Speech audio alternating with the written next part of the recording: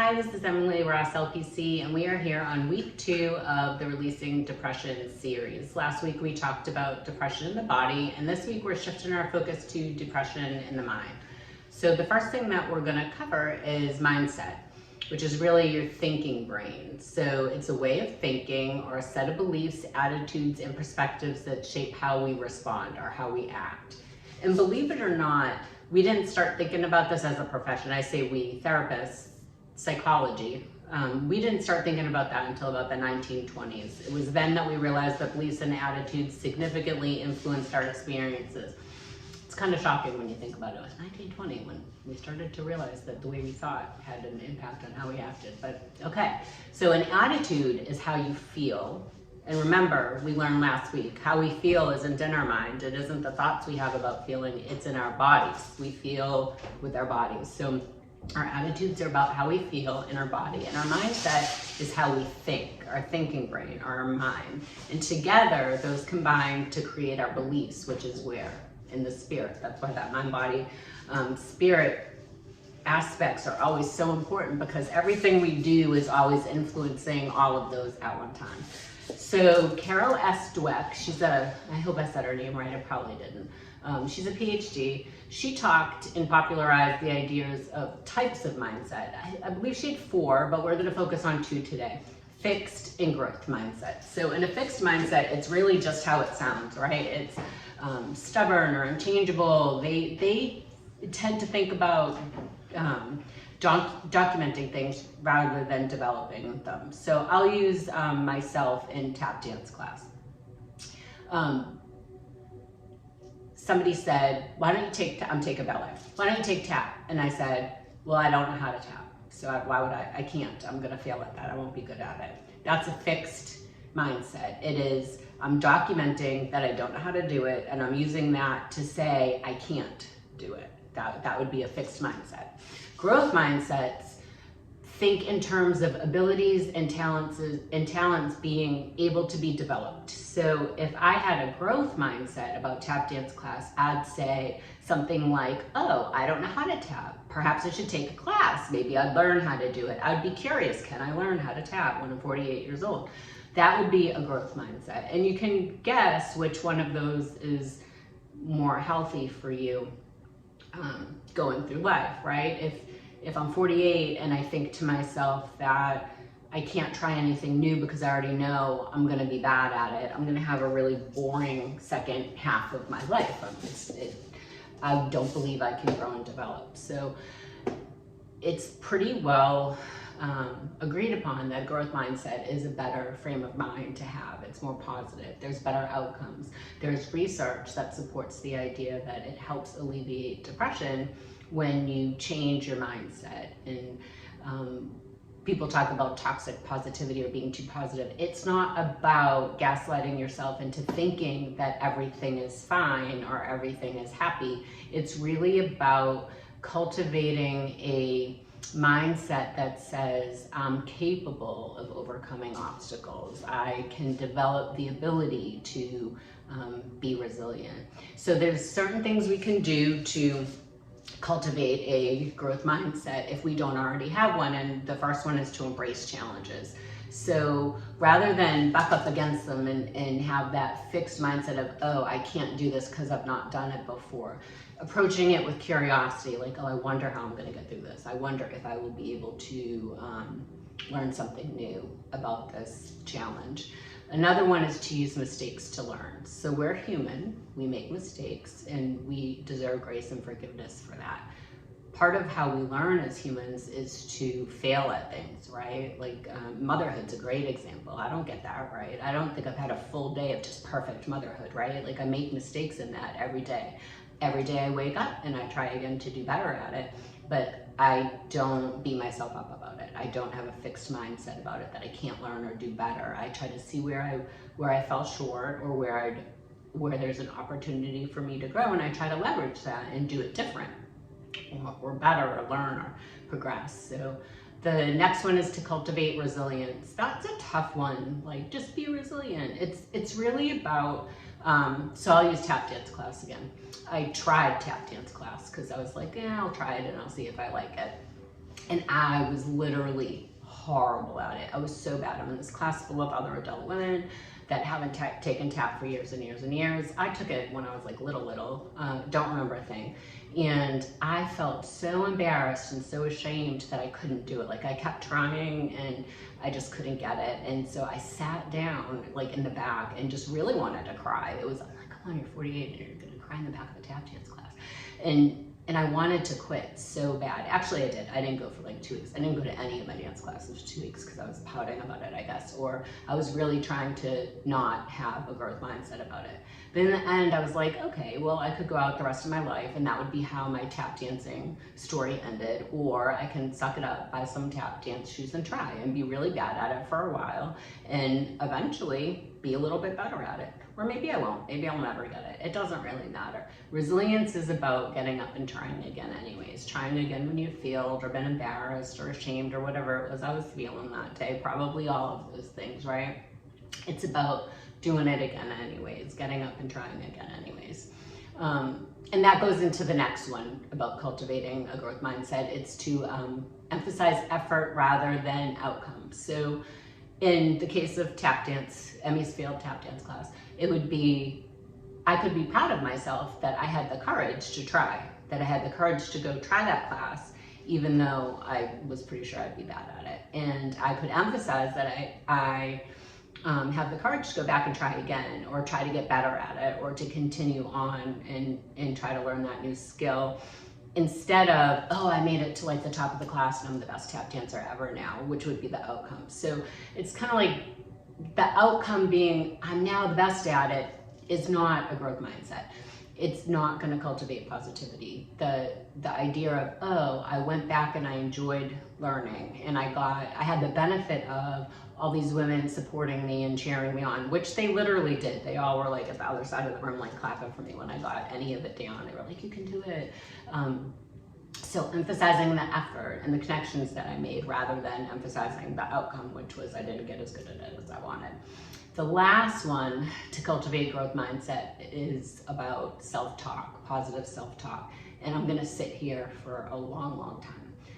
I cannot emphasize enough the importance of how we talk to ourselves every day.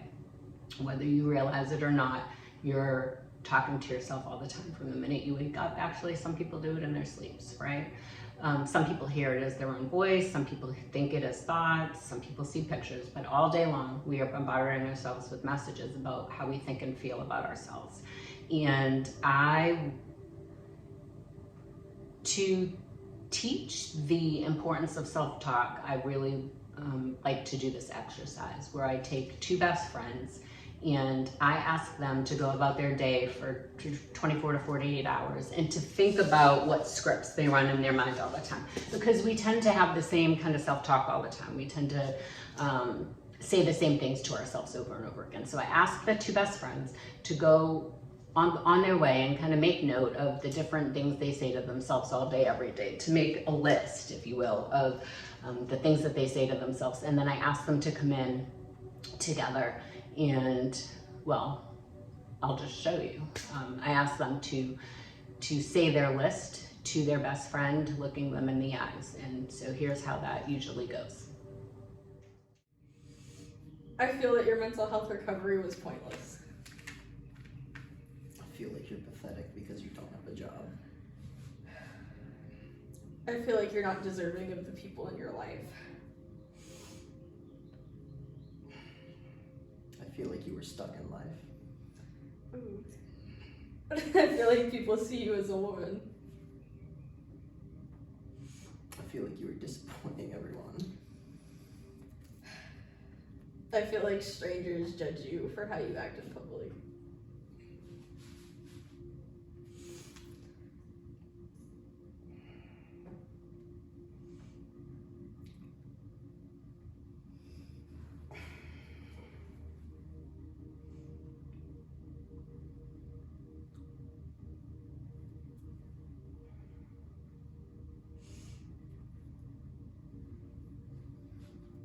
Are you crying?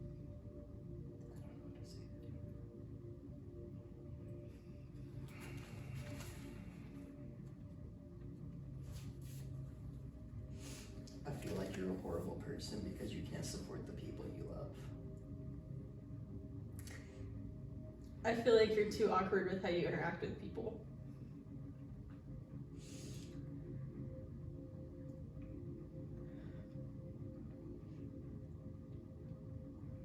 I feel like you're judged by everyone for the decisions you've made in life. I feel like you look disgusting.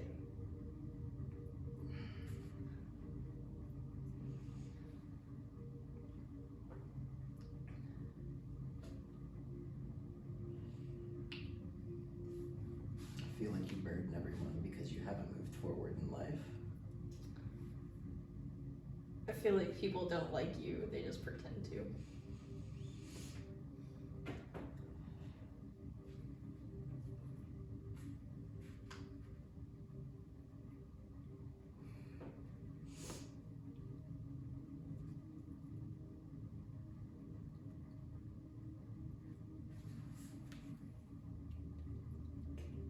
Yeah. No.